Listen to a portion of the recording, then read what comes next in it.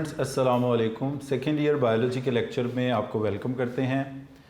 Dear students, आप जानते हैं कि हम लोग सेकेंड ईयर बायोलॉजी की बुक का चैप्टर नंबर 19 स्टडी कर रहे हैं, ग्रोथ एंड डेवलपमेंट का। इस चैप्टर में डियर स्टूडेंट्स लास्ट टॉपिक हमने स्टडी किया था डेवलपमेंट ऑफ चिक एम्ब्रियो, और उसका इंट्रोडक्टरी पार्ट हम कंप्लीट कर चुके हैं। आज हमने डेवलपमेंट की स्टेजेस को इन डिटेल स्टडी करना है।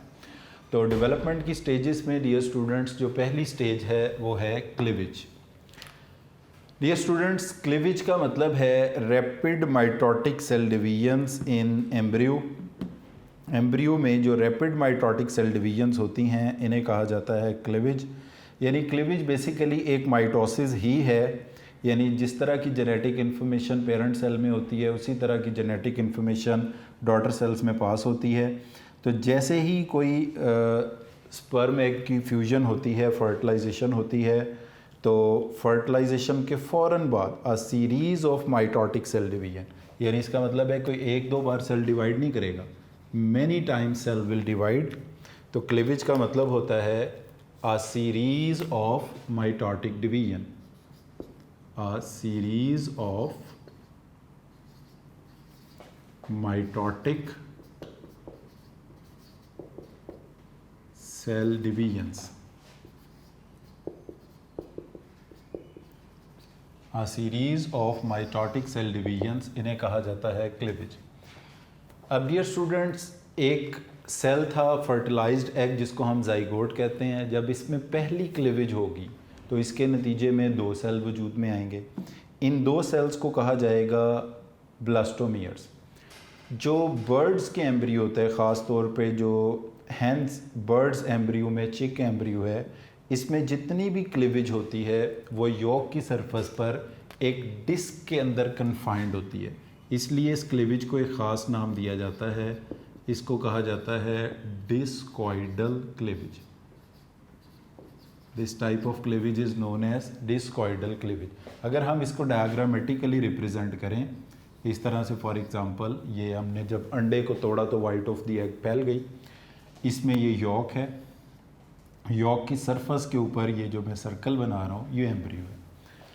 अब इसमें जितनी मर्ज़ी बार सेल डिवाइड करे, ये जो एक डिस्क हमें नज़र आ रही है जिसकी ये मैं बाउंड्री डॉटेड लाइन से ड्रॉ कर रहा हूँ, यानी सेल में एक क्लीवेज हो या 50 क्लीवेज हो या 500 क्लीवेज हो, सेल इस छोटे से डिस्क लाइक पोर्शन के अंदर ही रहेंगे। All the cleavage planes, all the cleaved cells are confined to this small disc like portion. ये करेक्टरिस्टिक है बर्ड्स के एम्ब्रियो का। जबकि बाकी एनिमल्स में ये होता है कि जब क्लीवेज होती है तो सेल इधर उधर स्प्रेड कर जाते हैं, इनवेजिनेट कर जाते हैं, ईवेजिनेट, बट यहाँ पर क्या होगा, all the cleavage planes are in this small disc like portion, इसलिए इस तरह की क्लीवेज को कहते हैं डिस्कॉइडल क्लीवेज। और क्लीवेज के रिजल्ट में बनने वाले सेल्स को कहते हैं blastomeres. All the cells which are formed after this cleavage, इनको कहा जाता है ब्लास्टोमियर्स। अब इसको समझने के लिए आप यूँ समझ लें कि जो पहली क्लीवेज है, इस तरह से अगर ये हमारे पास एक जाइगोट है, इसमें ये पहली क्लीवेज प्लेन है, उसके बाद इसी के ये जो पहली क्लीवेज प्लेन थी, फर्स्ट नंबर 1 लिख देते हैं, दूसरी इसके साथ राइट एंगल है, ये पहली थी, ये दूसरी हो गई। अब तीसरी क्लीवेज प्लेन जो होगी वो पहली और दूसरी का राइट एंगल होगी। अब वो यहाँ पे हम ड्रॉ नहीं कर पाएंगे, तीसरी मगर हम लिख देते हैं थर्ड। तो इसको आप यूँ समझ लें कि जैसे आपने एक एप्पल को ऐसे वर्टिकली कट किया, फिर अगेन आपने एप्पल को वर्टिकली कट किया। पहली बार जो आपकी क्लीवेज प्लेन थी वर्टिकल थी, 2 पीसेस बन गए, यानी 2 ब्लास्टोमियर्स बन गए। उसके बाद जब आपने पहली क्लीवेज प्लेन के वर्टिकली, यानी पहले आपने अगर इसको ऐसे कट किया है तो दूसरी बार आपने इसको ऐसे कट किया, तो इसके नतीजे में 4 ब्लास्टोमियर्स बन गए। फिर जो तीसरी क्लीवेज प्लेन होती है वो पहली और दूसरी के वर्टिकल होगी, यानी पहले आपने एप्पल को ऐसे कट किया, फिर ऐसे कट किया, फिर आपने एप्पल को ऐसे हॉरिजॉन्टली कट किया, 4 पीस ऊपर हो गए, 4 पीस नीचे। इस तरह पहली क्लीवेज के नतीजे में 2 ब्लास्टोमियर बनते हैं, दूसरी के नतीजे में 4 हो जाते हैं, फिर 8 हो जाते हैं, फिर 16 हो जाते हैं, फिर 32 हो जाते हैं। और जितने ब्लास्टोमियर्स बनते हैं सारे अनईक्वल साइज़ के होते हैं, यानी तमाम ब्लास्टोमियर में एक जिस तरह का साइज़ नहीं होता, छोटे बड़े साइज़ में होते हैं। First two cleavage planes vertical हैं, वाइल जो थर्ड वन है वो हॉरिजॉन्टल यानी पैरेलल टू द सरफेस है, और इसके नतीजे में यॉक से वो सेपरेट कर देते हैं। सक्सेसिव क्लीवेजेस के नतीजे में नंबर ऑफ ब्लास्टोमियर्स यानी नंबर ऑफ सेल्स इंक्रीज होते जाएंगे होते जाएंगे होते जाएंगे, और एक बॉल ऑफ द सेल्स वजूद में आ जाएगा। तो डियर स्टूडेंट्स, क्लीवेज का मतलब, अब यहाँ पर जो आपको पहले भी मैंने पिछले लेक्चर में बताया था कि एक शॉर्ट क्वेश्चन है, what is the difference between cleavage and normal mitosis. तो एक प्रोसेस हमारे पास है क्लीवेज, और दूसरी तरफ हमारे पास जो नॉर्मल माइटोसिस का प्रोसेस होता है सेल्स के अंदर वो है। तो क्लीवेज है तो mitosis he, but it is relatively rapid, और जो नॉर्मल माइटोसिस का प्रोसेस होता है वो रिलेटिवली स्लो होता है। एक तो स्पीड ऑफ डिवीजन का फ़र्क है, यानी क्लीवेज में तेज़ी से सेल डिवाइड करेंगे, और माइटोसिस, नॉर्मल माइटोसिस में सेल का जो भी स्पेसिफिक टाइम होगा, जैसे कोई सेल अपना सेल साइकिल कंप्लीट करता है 24 आवर्स में, कोई 90 मिनट्स में, तो वो उसी तरह अपना उस टाइम में सेल साइकिल को कंप्लीट करेंगे। फिर क्लीवेज के नतीजे में बनने वाले जो सेल्स होते हैं वो छोटे बड़े होते हैं, इसलिए आप क्लीवेज को कह सकते हैं कि ये इर्रेगुलर है, इर्रेगुलर, या ये है एसिमेट्रिकल, ये एसिमेट्रिकल है। उसके बाद जबकि जो नॉर्मल माइटोसिस का प्रोसेस है, इसके रिजल्टिंग सेल सारे एक जितने डॉटर सेल साइज में होते हैं, तो इसको आप रेगुलर या सिमेट्रिकल प्रोसेस भी कह सकते हैं। और क्लीवेज का प्रोसेस, यानी क्लीवेज में है तो माइटोसिस ही, ये सिर्फ और सिर्फ किस में होती है, जाइगोट में और अर्ली एम्ब्रियो में, जबकि जो नॉर्मल माइटोसिस का प्रोसेस होता है ये अदर सेल्स के अंदर बॉडी के होता है, जैसे कि अदर सेल्स के अंदर यानी एम्ब्रियो के अलावा जितने भी सेल्स हैं बाकी, अगर वो डिवाइड करते हैं तो वो नॉर्मल माइटोसिस से करेंगे। अगर जाइगोट डिवाइड करता है तो इस माइटोसिस को ही क्लीवेज का नाम दिया जाएगा, यानी क्लीवेज से जाइगोट और अर्ली एम्ब्रियो ही डिवाइड करेगा, किसी और सेल की डिवीजन को क्लीवेज का नेम नहीं दिया जाएगा। तो ये डियर स्टूडेंट्स मेन डिफरेंसेस हैं between cleavage and normal mitosis का जो प्रोसेस है। इसको ज़रा बुक से भी आप देख लें। Immediately after fertilisation cleavage start हो जाती है, यानी इसका मतलब है क्लीवेज बॉडी के अंदर ही शुरू हो जाती है, और डेवलपमेंट का जो प्रोसेस है वो इनिशियली इंटरनल ही होता है। The egg undergoes a series of mitotic division, इनको क्लीवेज कहते हैं। बर्ड्स में birds egg the process of cell division is confined to this, वो आपको कहा ये इस छोटे से सर्कल में जो ड्रॉ भी किया था हमने, कन्फाइंड रहता है। Small disc of protoplasm lying over the, protoplasm से मुराद यहाँ पर है सेल्स, वो जो एक छोटी सी डिस्क आपको सेल्स की, प्रोटोप्लाज्म की, लिविंग मैटर की बनी हुई नज़र आ रही है, वो डिस्क में ही महदूद रहते हैं, इसलिए इसको कहते हैं discoidal cleavage. Cleavage furrows, furrows का मतलब होता है क्लीवेज की प्लेन्स। ये जो लाइनें हम इस तरह से अभी ड्रॉ कर रहे थे ये क्लीवेज फरोज हैं। फिर पहली के साथ दूसरी वर्टिकल, इसी तरह फिर तीसरी एंड सो ऑन। तो क्लीवेज की जो लाइंस कह दें, फरोज कह दें, प्लेन्स कह दें, एक ही बात है। तो क्लीवेज फरोज स्टार्ट होती हैं इन द क्लियर साइटोप्लाज्म। ये साइटोप्लाज्म के कुछ रीजन्स होते हैं, कलर होते हैं, जैसे yellow cytoplasm, grey cytoplasm, grey equatorial cytoplasm, vegetal cytoplasm, ये साइटोप्लाज्म के रीजन्स होते हैं। तो ये क्लियर साइटोप्लाज्म से स्टार्ट होती हैं cleavage furrows.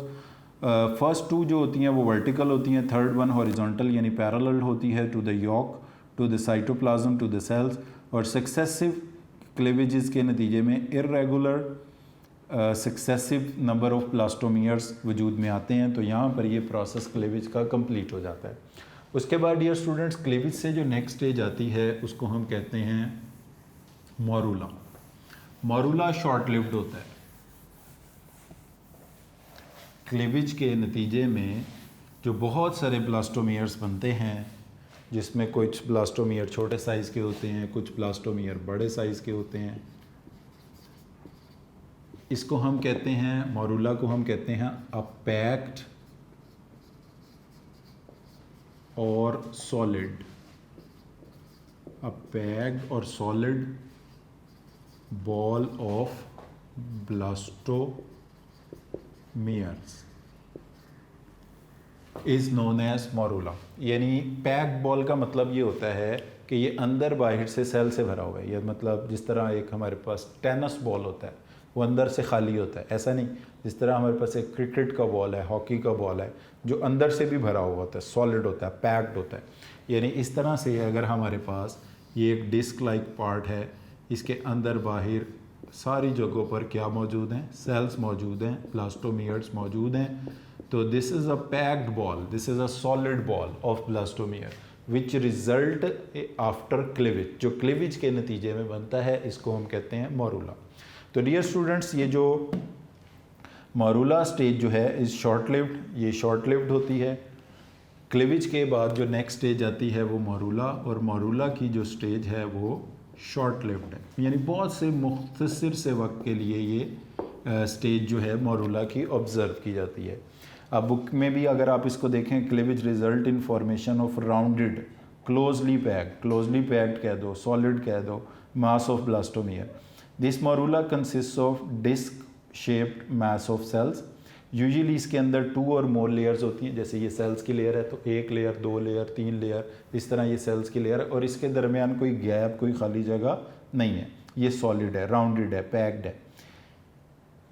Smaller sales close, इसमें ये होगा क्लोज टू द, जैसे ये बुक में लिखा हुआ है, it consist of disc shape mass of cells 2 और मोर लेयर्स इन थिकनेस, जिनको ब्लास्टोडर्म हम कहते हैं ऑब्वियसली इन लेयर्स को। Lying close to the yolk, इसके नीचे जो योक मौजूद है ये बिल्कुल योक के साथ जुड़े हुए। अगर हम इसको दूसरी तरह से देखें, इस तरह से फॉर एग्जांपल ये योक है, तो योक की सरफेस के ऊपर एग्जैक्टली ये जुड़े हुए, एग्जैक्टली बिल्कुल इनके दरमियान, और यानी सब जर्मिनल स्पेस जो होती है, जिस स्पेस को अभी हम आगे चल के इसको डिफाइन भी करेंगे, space between the yolk and embryo is known as sub germinal space, वो कोई नहीं होगी इसमें। यानी एम्ब्रियो बिल्कुल योक के साथ जुड़ा होगा, और एम्ब्रियो की ये जो लेयर्स हैं इनको ब्लास्टोडर्म कहा जाएगा। In the centre of blastoderm the cells are smaller and completely defined. अब इस लेयर का नाम क्या है?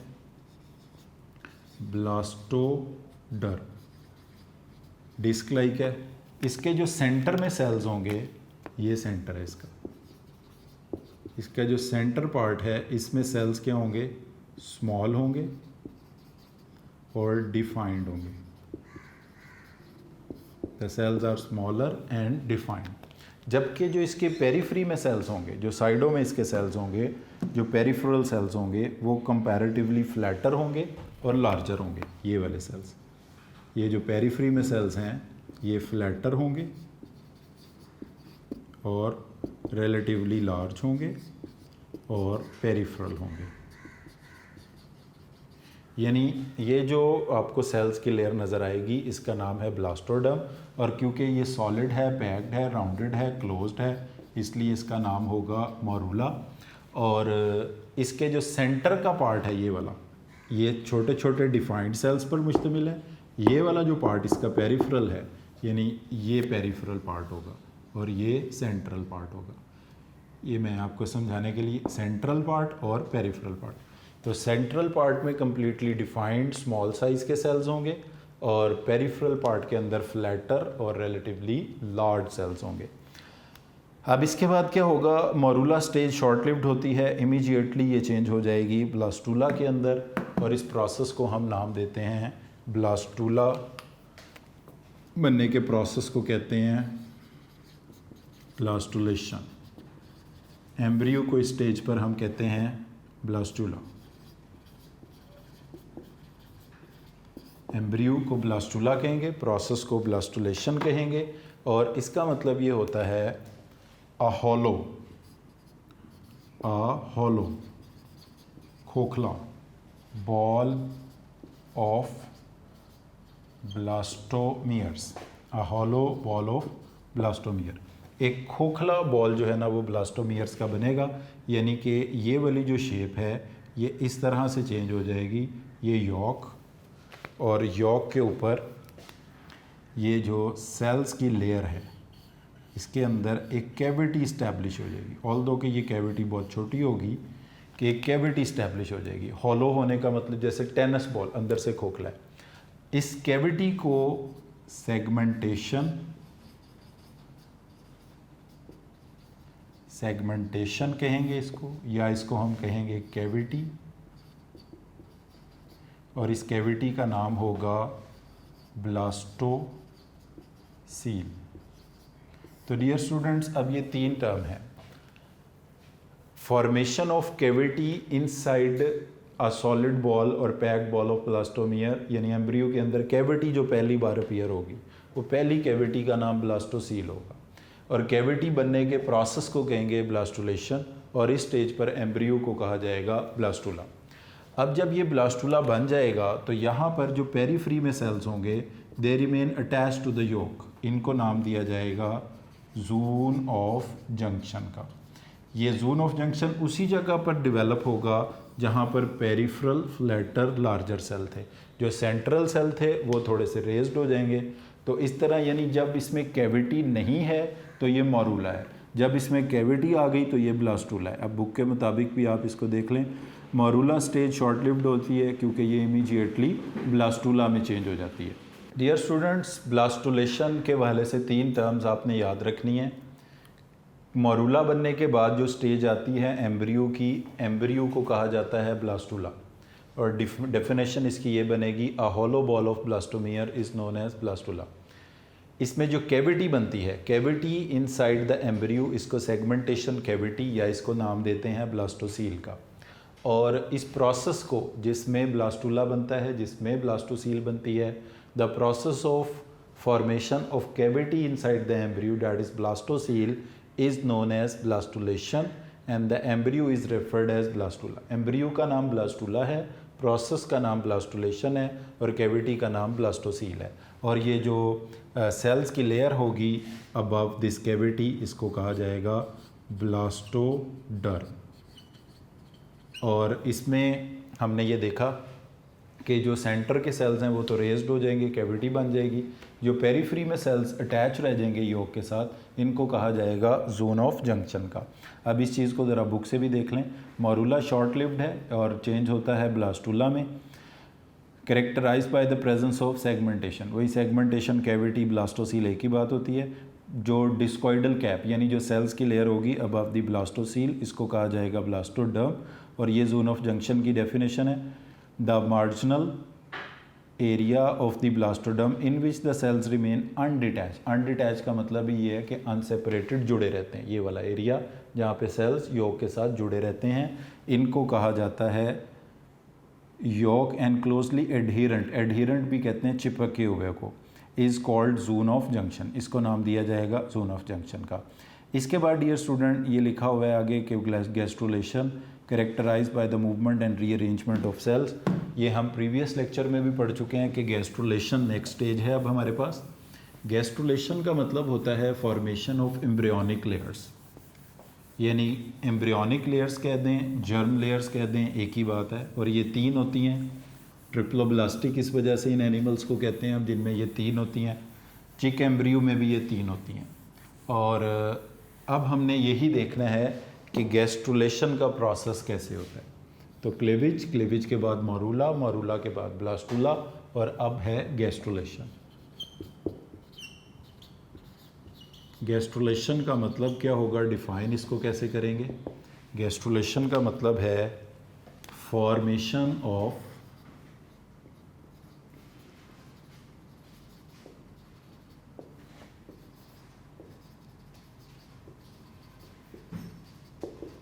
एम्ब्रियोनिक लेयर्स, जिनको हम जर्म लेयर्स भी कहते हैं। फॉर्मेशन ऑफ एम्ब्रियोनिक लेयर्स और जर्म लेयर्स। अब क्योंकि चिक एम्ब्रियो में वो तीन लेयर्स होती हैं, इसलिए चिक एम्ब्रियो को हम कहते हैं ट्रिप्लोप्लास्टिक।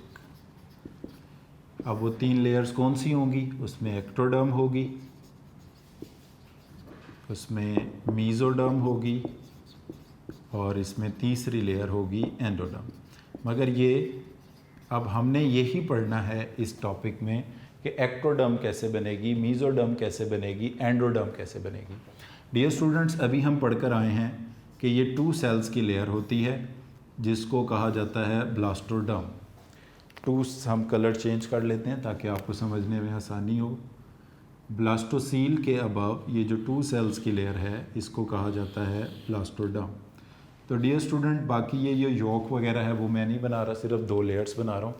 ये दोनों लेयर सेपरेट हो जाती हैं, दोनों सेल्स की लेयर यानी ब्लास्टोडर्म जो है वो स्प्लिट हो जाती है। स्प्लिट का मतलब होता है किसी चीज़ का 2 हिस्सों में तकसीम हो जाना। तो ब्लास्टोडर्म अगर इस तरह 2 लेयर्स थी तो 2 लेयर सेपरेट हो जाएंगी। अब इसमें एक लेयर होगी अबव, एक लेयर होगी बिलो। जो अबव लेयर होगी इसको कहा जाएगा एपीब्लास्ट, एपीब्लास्ट। और जो लोअर लेयर होगी इसको कहा जाएगा hypoblast.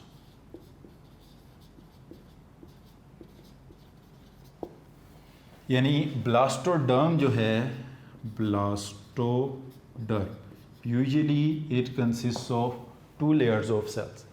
When this blastoderm gets splits into 2 layers, the upper layer is known as epiblast while the lower layer is known as hypoblast. अब ये जो हाइपोब्लास्ट है इट इज़ प्रिजम्पटिव। प्रिजम्पटिव का मतलब ये है कि in future this hypoblast will develop into endoderm, this hypoblast will develop into endoderm. इस हाइपोब्लास्ट से एंडोडर्म बनेगी। और ये जो एपीब्लास्ट है it will develop, it is also presumptive, यानी in future it will develop into ectoderm and mesoderm. तो इसका मतलब ये हुआ कि जब तक ये ब्लास्टोडर्म है तो हम कहेंगे ब्लास्टुलेशन है। जैसे ही ये ब्लास्टोडर्म स्प्लिट होकर एपीब्लास्ट बन गई, क्योंकि एपीब्लास्ट से बनेगी एक्टोडर्म और मीजोडर्म आगे चल के, यानी एपीब्लास्ट रिप्रेजेंट किसको कर रही है, एक्टोडर्म मीजोडर्म को। हाइपोब्लास्ट किसको रिप्रेजेंट कर रही है, एंडोडर्म को। इसका मतलब ये हुआ कि एपीब्लास्ट हाइपोब्लास्ट बनते ही गैस्ट्रुलेशन का प्रोसेस शुरू हो गया, एम्ब्रियोनिक लेयर बनने का प्रोसेस शुरू हो गया, जो कि आगे चलकर 3 लेयर्स की फॉर्म में इस्टेब्लिश होगा, एक्टोडर्म, मीजोडर्म एंड एंडोडर्म। इसलिए ये ट्रिप्लोब्लास्टिक एनिमल्स हैं। तो यहाँ पर ये शॉर्ट क्वेश्चन पूछा जाता है, what is the difference between epiblast and hypoblast. तो आप अपनी बुक से भी इसमें देख लें कि गैस्ट्रुलेशन के दौरान blastoderm splits into 2 layer, the upper layer is epiblast and the lower layer is hypoblast. The epiblast is mainly presumptive, ectoderm and mesoderm. यानी आगे चलकर एपीब्लास्ट किस में चेंज होगी, एक्टोडर्म और मीजोडर्म में, जबकि हाइपोब्लास्ट किस में चेंज होगी, एंडोडर्म में। तो इसका मतलब है एपीब्लास्ट के बनते ही गैस्ट्रुलेशन का प्रोसेस शुरू हो गया।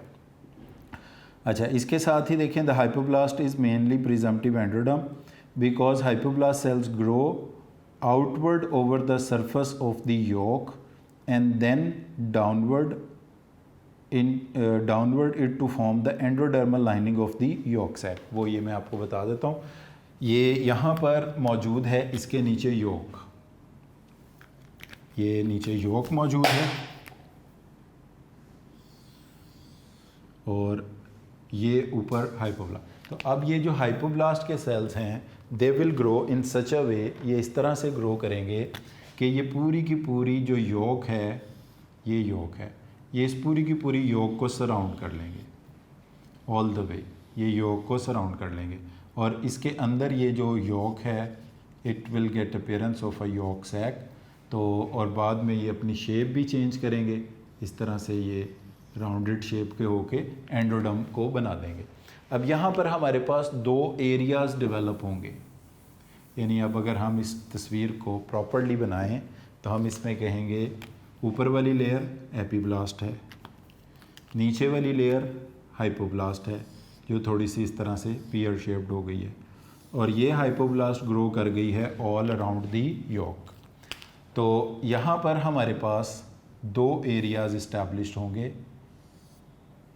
एक वो एरिया होंगे जो कि होंगे अबव द योक, इसको कहा जाता है सब जर्मिनल स्पेस। ये है सब germinal space, the space between the endoderm, ये एंडोडर्म है। अभी आप इसको एंडोडर्म भी लिख सकते हैं या आप इसको हाइपोब्लास्ट भी लिख सकते हैं। हाइपोब्लास्ट और योक के दरमियान जो स्पेस डेवलप हो रही है इस स्पेस को कहा जाता है सब जर्मिनल स्पेस। अच्छा, मगर ये जो एंडोडर्म के अंदर स्पेस है इसको कहा जाएगा आर कैंटीरोन। अब ये फ़र्क आपने याद रखना है। आर कैंटीरोन वो स्पेस है जो गैस्ट्रोसील, खुराक की नाली के अंदर जो कैविटी है उसमें चेंज होगी, मगर जो एंडोडर्म की और यॉक के दरमियान स्पेस है, ये वाली जो स्पेस है जिसको ये मैं डॉटेड लाइन से रिप्रेजेंट कर रहा हूँ, this whole space is called sub germinal space. अब यहाँ पर दो एरियाज डिफाइंड होंगे, एरिया ओपेका, एरिया पेल्यूसिडा। तो एट दिस स्टेज आप देख सकते हैं the central cells of the blastoderm separated from the yolk, और जहाँ से ये यॉक से सेपरेट हुए हैं ये सब जर्मिनल स्पेस है। Under the central cells a pool of fluid develop, यहाँ पर एक पूल ऑफ फ्लूइड डेवलप होगा, raising them off the yolk. जो ये फ्लूइड लाइक मटेरियल है जिसने यॉक से इनको ऊपर हटा दिया, ये जो फ्लूइड लाइक मटेरियल होगा इसको नाम दिया जाएगा दिस ट्रांसल्यूसेंट एरिया, इसको नाम दिया जाएगा एरिया पेल्यूसिडा। ये सब जर्मिनल स्पेस में जो फ्लूइड मौजूद है इसका नाम है एरिया पेल्यूसिडा, इसको कहा जाएगा एरिया पेल्यूसिडा। और इसका जो मार्जिनल एरिया है, अगले पेज पर ये बताया हुआ है कि अनसेपरेटेड फ्रॉम द यॉक जो एरिया होगा उसको नाम दिया जाएगा ट्रांसमिट लाइट वाइट लाइट, इसको नाम दिया जाएगा एरिया ओपेका का। तो दूसरा एरिया जो जहाँ पर यॉक अनसेपरेटेड है, यानी कि ये वाला एरिया और इधर से ये वाला एरिया, इसको नाम दिया जाएगा, इनको मिटा देते हैं हम, इसको नाम देंगे एरिया ओपेका। तो एरिया ओपेका पेरिफेरल है, एरिया पेल्यूसिडा सेंट्रल है, और एरिया पेल्यूसिडा में जो स्पेस है इसको सब जर्मिनल स्पेस बोलते हैं, और इसमें जो फ्लूइड है वो ये ट्रांसल्यूसेंट है, इसलिए इसको एरिया पेल्यूसिडा का नाम देते हैं। बट एक बात याद रख लें, यॉक और एंडोडर्म के बिटवीन स्पेस को सब जर्मिनल स्पेस कहते हैं। आप बेशक इसको डिफाइन भी कर लें, a space between the endoderm and the yolk is known as sub germinal space, while the space inside the endoderm or hypoblast is known as archenteron, which will develop into gastrocele, a cavity of the digestive system जिसे हम बोलते हैं। तो dear student, जब ये epiblast hypoblast बन जाएगी तो इसका मतलब होगा गैस्ट्रोलेशन का प्रोसेस जो है वो शुरू हो गया है। यहाँ पर ये अक्सर एमसीक्यू पूछा जाता है इनके बारे में, ये चार टर्म्स के बारे में। रैपिड माइटोटिक सेल डिवीजन्स को कौन सी फेज़ कहते हैं, तो उसे क्लीवेज कहते हैं। कौन सी फेज़ है जो शॉर्ट लिव्ड है, जिसमें closely solid ball of blastomere होता है, वो मरूला है। जिसमें पहली बार कैविटी अपीयर होती है, इस स्टेज को ब्लास्टूला कहते हैं। और जोन ऑफ जंक्शन किस स्टेज में अपीयर होता है, जब ब्लास्टूला। और वन मोर थिंग, जब हैन एग ले डाउन करती है तो उस वक्त एम्ब्रियो ब्लास्टुलेशन की स्टेज में होता है। गैस्ट्रुलेशन से जो डेवलपमेंट का ऑनवर्ड प्रोसेस है वो बॉडी के आउटसाइड होता है, और गैस्ट्रुलेशन से पहले यानी ब्लास्टुलेशन तक का जो प्रोसेस है वो इंटरनल डेवलपमेंट में आता है। अब डियर स्टूडेंट, जो मोस्ट इम्पॉर्टेंट टॉपिक है इस हिस्से का, जो कि लॉन्ग क्वेश्चन में मोस्टली आता है, वो है नोटोकॉर्ड एंड मेसोडर्म फॉर्मेशन। वो हमने ये देखना है कि नोटोकॉर्ड कैसे बनती है और मेसोडर्म कैसे डेवलप होती है। तो इसमें इसमें सिंपल सा प्रोसेस है ये। अगर आप एक एम्ब्रियो को सुपीरियर व्यू में देखते हैं, नोटोकॉर्ड ये एक रॉड लाइक स्ट्रक्चर होता है जो कि बाद में डेवलप हो जाता है कॉर्डेट्स में, बैकबोन में या वर्टिब्रल कॉलम में।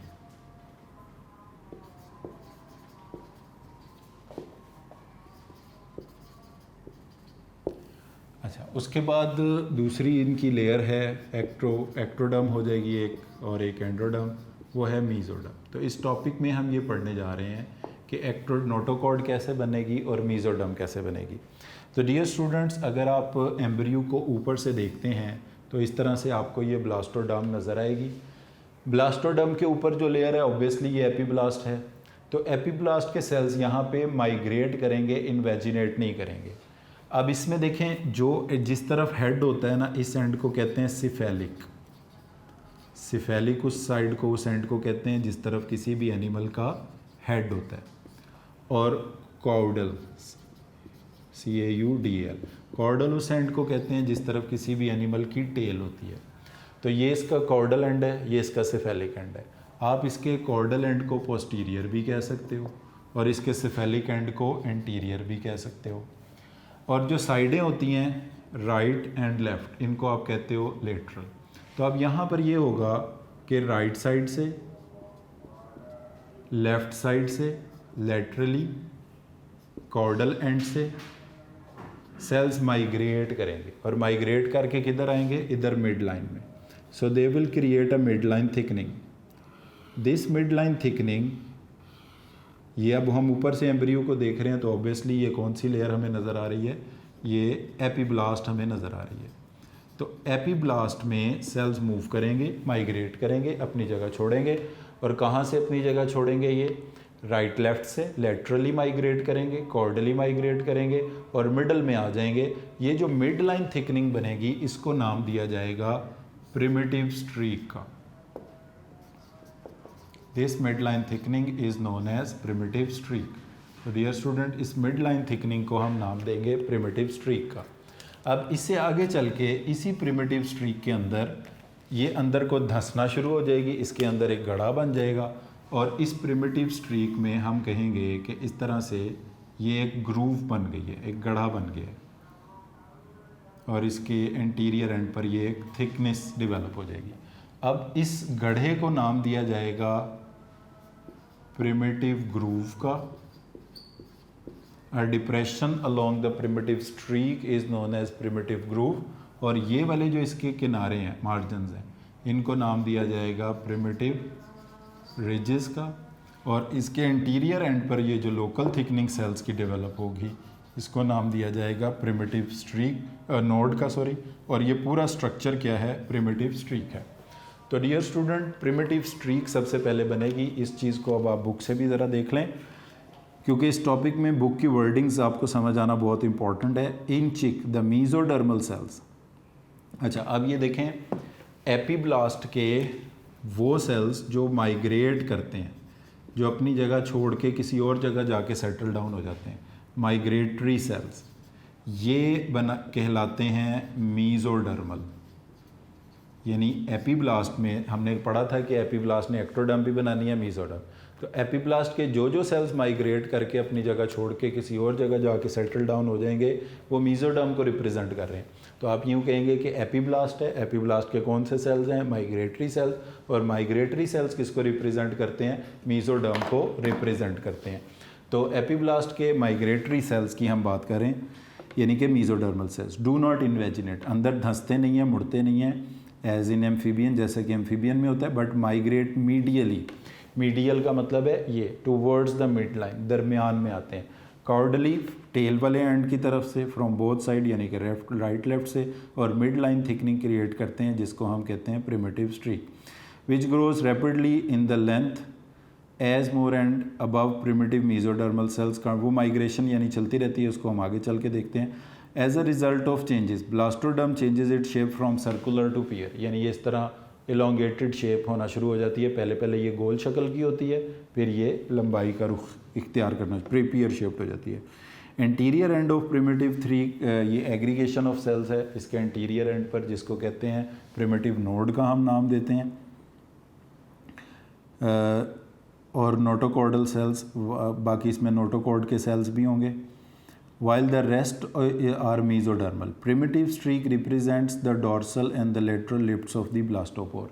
ये जो इसकी एम्ब्रियो की एक ऊपर वाली साइड होती है जिसको डॉर्सल साइड कहते हैं, नीचे वाली को वेंट्रल साइड कहते हैं, वहाँ पर एक पोर डेवलप होता है, उसको कहते हैं ब्लास्टोपोर।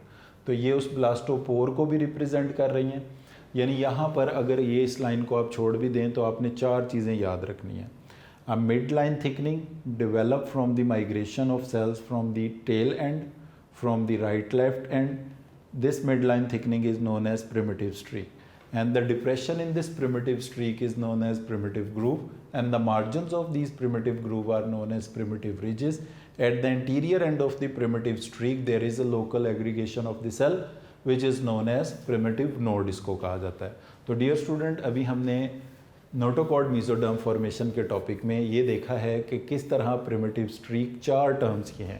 प्रिमिटिव स्ट्रीक किस तरह बनती है, प्रिमिटिव ब्रिजेस किस तरह बनती हैं, प्रिमिटिव ग्रूव कैसे बनती है और प्रिमिटिव नोड कैसे बनती है। इसके बाद ये किस तरह से नोटोकोड में डेवलप होगा डियर स्टूडेंट, इस बात को हम नेक्स्ट लेक्चर में कंटिन्यू करेंगे। आज के लेक्चर को हम इधर ही ख़त्म करते हैं। So thank you very much for today.